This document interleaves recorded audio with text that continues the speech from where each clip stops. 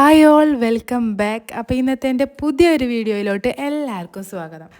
ഇന്ന് ഞാൻ വന്നിട്ടുള്ളത് നല്ലൊരു അടിപൊളി ചിക്കൻ റെസിപ്പി ആയിട്ടാണ് കേട്ടോ. പൊറാട്ടയുടെയും ചപ്പാത്തിയുടെയും സാധാ ചോറിൻ്റെ ഒക്കെ കൂടെ നല്ല സൂപ്പറായിട്ട് കഴിക്കാൻ പറ്റിയ ഒരു ചിക്കനാണ്. ഇതിൻ്റെ ഗ്രേവി കഴിക്കാനായിട്ട് നല്ല അടിപൊളി ടേസ്റ്റാണ് കേട്ടോ.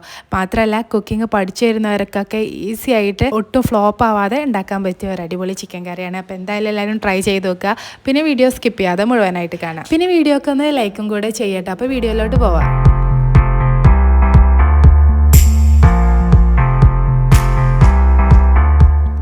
അപ്പോൾ ആദ്യം തന്നെ ചിക്കനിക്കുള്ള മസാല റെഡിയാക്കിയിട്ട് എടുക്കാം. അതിനായിട്ട് ഞാൻ കുറച്ച് അണ്ടിപ്പരിപ്പ് എടുക്കുന്നുണ്ട്. ഒരു 6-7 അണ്ടിപ്പരിപ്പ് മാത്രം എടുത്തിട്ടുള്ളൂ കേട്ടോ. പിന്നെ കുറച്ച് ബദാമും കൂടെ ചേർത്ത് കൊടുക്കുന്നുണ്ട്. ഇനി ഇതിലേക്ക് 1 ടീസ്പൂൺ ചെറിയ ജീരകവും 1 ടീസ്പൂൺ കുരുമുളകും ചേർത്ത് കൊടുക്കുന്നുണ്ട്. ഇനി ബദാം ഇല്ലെങ്കിൽ അണ്ടിപ്പരിപ്പ് മാത്രം ചേർത്ത് കൊടുക്കുക. പിന്നെ ഒരു 3 പച്ചമുളക്, അത് നമ്മുടെ എരിവിനനുസരിച്ചിട്ട് എടുക്കുക. കുറച്ച് വെളുത്തുള്ളി, ഒരു ചെറിയ കഷ്ണം ഇഞ്ചിയും കൂടെ ചേർത്ത് കൊടുക്കുന്നുണ്ട്. ഇതെല്ലാം കൂടെ ചേർത്തിട്ട് ഇതൊന്ന് അടിച്ചെടുക്കണം. കുറച്ച് ഇൻഗ്രീഡിയൻസും കൂടെ ചേർത്ത് കൊടുക്കാനുണ്ട്. അപ്പോൾ ആദ്യം ഇതെല്ലാം കൂടെ ഒന്ന് അടിച്ചെടുത്തിട്ട് വരാം. അപ്പോൾ ഒട്ടും വെള്ളം ചേർക്കാതെ ഞാനിതെല്ലാം ഒന്ന് ക്രഷ് ചെയ്തിട്ട് എടുത്തിട്ടുണ്ട്. ഇനി ഇതിലോട്ട് ബാക്കിയുള്ള ഇൻഗ്രീഡിയൻസും കൂടിയും ചേർത്ത് കൊടുക്കാം. അപ്പോൾ ഒരു 1/2 കപ്പ് പുതിനയിലയാണ് ആദ്യം ചേർത്ത് കൊടുക്കുന്നത്. ഇനി ഇതിലേക്ക് ഒരു കപ്പ് മല്ലിയിലയും കൂടെ ചേർത്ത് കൊടുക്കുന്നുണ്ട്. ഇത്ര അധികം മല്ലിയിലയും പുതിനയിലയും ചേർത്ത് കൊടുക്കുന്നത് കൊണ്ട് അതിൻ്റെ ഒരു കുത്തുന്ന ഫ്ലേവറൊന്നും ഒരിക്കലും ഉണ്ടാവില്ല. അതിഷ്ടമല്ലാത്തവർക്ക് പോലും ധൈര്യമായിട്ട് കഴിക്കാം. അപ്പോൾ അതിലേക്ക് ഒരു ഇത്തിരി വെള്ളം കൂടെ ചേർത്ത് കൊടുക്കുന്നുണ്ട്. നന്നായിട്ട് പേസ്റ്റ് രൂപത്തിൽ കട്ടകളൊന്നും ഇല്ലാതെ അരഞ്ഞ് കിട്ടാൻ വേണ്ടിയിട്ട്. അപ്പോൾ അതാ ഇതേപോലെ ഒന്ന് അരച്ചെടുത്തേക്കണം കേട്ടോ. ഇനി ഞാൻ ഇതിലോട്ട് ചേർക്കാൻ വേണ്ടിയിട്ട് ഒരു 6 ടേബിൾ സ്പൂൺ തൈര് എടുത്തിട്ടുണ്ട്. കട്ടകളൊക്കെ ഉടച്ച് ഒന്ന് മിക്സാക്കി കൊടുക്കുന്നുണ്ട്. എന്നിട്ട് നമ്മൾ കഴുകി ക്ലീനാക്കി വെച്ച ചിക്കനിലേക്ക് ആദ്യം ഈ ഒരു തൈര് ചേർത്ത് കൊടുക്കുക. പിന്നെ അരച്ച് വെച്ച ഈ ഒരു മസാലയും കൂടെ ചിക്കനിലേക്ക് ചേർത്ത് കൊടുക്കുന്നുണ്ട്. ഇനി ഇതിലോട്ട് ഒരു 1/2 ടീസ്പൂൺ മഞ്ഞൾപ്പൊടിയും ആവശ്യത്തിന് ഉപ്പും ഒരു 1/2 മുറി നാരങ്ങയും കൂടെ ചേർത്ത് കൊടുക്കുന്നുണ്ട്. നാരങ്ങ ഞാൻ ഈ ഒരു സമയത്ത് ചേർത്ത് കൊടുക്കാൻ മറന്നതാണ് കേട്ടോ. അത് ചേർത്ത് കൊടുക്കുന്നുണ്ട്. എന്നിട്ട് ഇനി ഇതൊന്ന് നന്നായിട്ടൊന്ന് മിക്സ് ചെയ്തിട്ട് എടുക്കുക. ചിക്കനിൽ നന്നായിട്ടൊന്ന് പിടിച്ച് കിട്ടണം. സാധാ കറിക്ക് വെട്ടുന്ന സൈസിലാണ് കേട്ടോ ഞാൻ ഈ ചിക്കൻ എടുത്തിട്ടുള്ളത്. കൈകൊണ്ട് നന്നായിട്ട് തന്നെ എല്ലാ ഭാഗത്തേക്കും എത്തുന്ന രീതിയിൽ മിക്സ് ചെയ്തിട്ട് എടുക്കുന്നുണ്ട്. ഇനി ഇത് ചിക്കനിൽ മസാല നന്നായിട്ട് പിടിക്കാൻ വേണ്ടിയിട്ട് ഒരു 1 മണിക്കൂറൊക്കെ എന്തായാലും ഒന്ന് വെക്കാൻ നോക്കുക. ഇനി സമയമില്ലെങ്കിൽ ഒരു 1/2 മണിക്കൂർ എന്തായാലും ഒന്ന് മാറ്റി വെക്കുക, ചിക്കനിലൊക്കെ നന്നായിട്ടൊന്ന് പിടിച്ച് കിട്ടാൻ വേണ്ടിയിട്ട്. പിന്നെ ഒരു 1/2 മുറി നാരങ്ങാനീര് ചേർത്ത് കൊടുക്കുന്നുണ്ട്. ഇത് ആദ്യം മഞ്ഞൾപ്പൊടി ഉപ്പൊക്കെ ഇടുന്ന സമയത്ത് ചേർത്ത് കൊടുത്താൽ മതി. ഞാൻ ആ സമയത്ത് ചേർത്ത് കൊടുക്കാൻ വിട്ടതുകൊണ്ടാണ് കേട്ടോ ഇപ്പോൾ ചേർത്ത് കൊടുക്കുന്നത്. അപ്പോൾ ഇത്രയേ ഉള്ളൂ. ഇനി ഇതൊരു 1/2 മണിക്കൂർ അല്ലെങ്കിൽ 1 മണിക്കൂറൊക്കെ നമുക്കൊന്ന് മാറ്റി വെക്കാം. ആ ഒരു സമയം കൊണ്ട് നമുക്ക് ഇതിലേക്ക് കുറച്ച് ഉള്ളി ഫ്രൈ ചെയ്തിട്ട് എടുക്കാനുണ്ട്. അതൊക്കെ ചെയ്യാം. അപ്പോൾ ഞാനൊരു പാൻ അടുപ്പിൽ വെച്ചിട്ട് ഒരു 4 ടേബിൾ സ്പൂണോളം വെളിച്ചെണ്ണ ചേർത്ത് കൊടുക്കുന്നുണ്ട്. എന്നിട്ടൊരു 3 മീഡിയം സൈസിലുള്ള സവാള ചേർത്ത് കൊടുത്തിട്ട് ബിരിയാണിക്കൊക്കെ ഫ്രൈ ചെയ്തെടുക്കുന്ന പോലെ ബ്രൗൺ കളറായിട്ട് ഫ്രൈ ചെയ്തിട്ട് എടുക്കുന്നുണ്ട്. ഹൈ ഫ്ലെയിമിലിട്ടിട്ട് പെട്ടെന്ന് തന്നെ നമുക്ക് ഫ്രൈ ചെയ്തിട്ട് എടുക്കാം. ഒട്ടും കരിഞ്ഞു പോവരുത്, എന്നാൽ നല്ല ഒന്ന് ക്രിസ്പി ആയിട്ട് കിട്ടണം. കൈകൊണ്ട് പൊടിച്ചാൽ ഇങ്ങനെ പൊടിഞ്ഞ് കിട്ടുന്ന ആ രൂപത്തിൽ എല്ലാ സവാള ഞാൻ ഇതേപോലെ ഫ്രൈ ചെയ്തിട്ട് എടുത്തിട്ടുണ്ട് കേട്ടോ.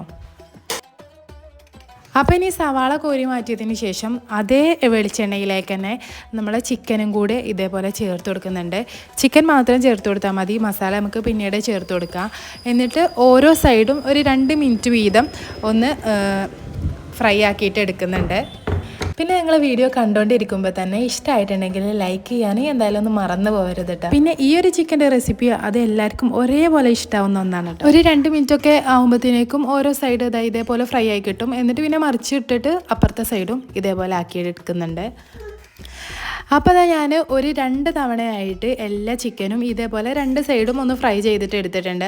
ഇനി ഇതിലേക്ക് ഒരു ചെറിയ കഷ്ണം പട്ട, ഒരു 4 ഏലക്കായ, ഒരു 4 ഗ്രാമ്പൂ ഇത്രയും ചേർത്ത് കൊടുത്തിട്ട് ഒന്ന് മിക്സ് ചെയ്തിട്ട് എടുക്കുന്നുണ്ട്. പിന്നെ നമ്മുടെ ചിക്കൻ മാരിനേറ്റ് ചെയ്തപ്പോൾ ബാക്കി വന്ന മസാലയും കൂടെ ഈ ഒരു സമയത്ത് ചേർത്ത് കൊടുത്തിട്ട് നന്നായിട്ടൊന്ന് മിക്സ് ചെയ്തിട്ട് എടുക്കുന്നുണ്ട് കേട്ടോ. ഇനി നമുക്കിതിലേക്ക് ഗ്രേവിക്ക് ആവശ്യത്തിന് വെള്ളം ചേർത്ത് കൊടുക്കുക. നമുക്ക് എത്രയാണോ ഗ്രേവി വേണ്ടത് അതിനനുസരിച്ചിട്ട് വെള്ളം ചേർത്ത് കൊടുക്കുക. ഞാൻ മിക്സിയുടെ ജാറിൽ വെള്ളം എടുത്തുകൊണ്ടാണ് ആ ഒരു പച്ച കളർ വന്നത്. പിന്നെ ഇതിലേക്ക് ആവശ്യത്തിന് ഉപ്പും കൂടെ ചേർത്ത് കൊടുക്കുക. എന്നിട്ട് എല്ലാം കൂടെ നന്നായിട്ടൊന്ന് മിക്സ് ചെയ്തതിന് ശേഷം ചിക്കന് നമുക്കൊന്ന് വേവിച്ചെടുക്കാം. അപ്പോൾ ഇനി ചിക്കൻ ഒന്ന് തിളച്ച് വരുന്ന സമയത്ത് ഫ്രൈ ചെയ്ത് വെച്ച സവാളയിൽ നിന്നും കുറച്ചെടുത്തിട്ട് കൈകൊണ്ട് നന്നായിട്ടൊന്ന് പൊടിച്ചിട്ട് ചിക്കനിലോട്ട് ചേർത്ത് കൊടുക്കുന്നുണ്ട്. ഇതിൽ ഈ സവാളയൊക്കെ ഇങ്ങനെ പൊടിച്ച് ചേർത്ത് കൊടുക്കുമ്പോൾ നല്ല ഭയങ്കര ഒരു സ്പെഷ്യൽ ടേസ്റ്റാണ് കേട്ടോ ഇതിന് കിട്ടുക. അപ്പോൾ പകുതി സവാള അതേപോലെ മാറ്റി വെച്ചിട്ടുണ്ട്, പകുതി മാത്രമേ ഇങ്ങനെ ചേർത്ത് കൊടുക്കുന്നുള്ളൂ. ഇനി എല്ലാം കൂടെ മിക്സ് ചെയ്തിട്ട് അടച്ചു വെച്ചിട്ട് ചിക്കൻ ഒന്ന് വേവിച്ചിട്ടെടുക്കാം. ഏകദേശം ഒരു 10 മിനിറ്റിന് ശേഷം തുറക്കുമ്പോഴേക്കും ചിക്കനൊക്കെ വെന്തിട്ടിട്ടുണ്ടാവും. എന്നിട്ട് ഒരു 1/2 ടീസ്പൂണ് ഗരം മസാല ചേർത്ത് കൊടുക്കുന്നുണ്ട്.